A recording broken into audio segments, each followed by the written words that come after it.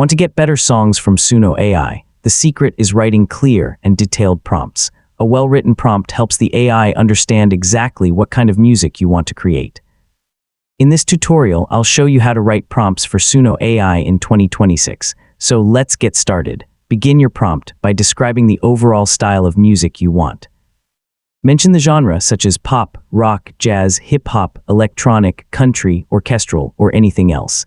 Starting with the genre gives Suno AI a strong foundation for your song. Next, explain how you want the song to feel. Use words like upbeat, emotional, relaxing, dramatic, energetic, dreamy, dark, or inspiring. Yeah, the mood has a big impact on the final result. Now include details about the instruments or vocal style. For example, you could request acoustic guitar, piano, orchestral strings, electric guitar, male vocals, female vocals, choir, or an instrumental-only track.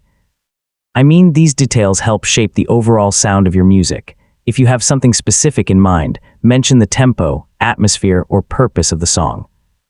For example, you might ask for a fast workout track, a calm study soundtrack, or background music for a travel video. Take a moment to include any unique details that match your creative vision. If you want the AI to sing specific words, add your own lyrics or use the available lyric generation tools.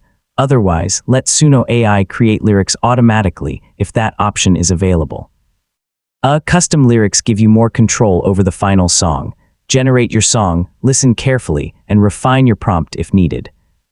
Even changing a few words can produce completely different musical results. So, you've learned how to write better prompts for Suno AI. And that's how to write prompts for Suno AI.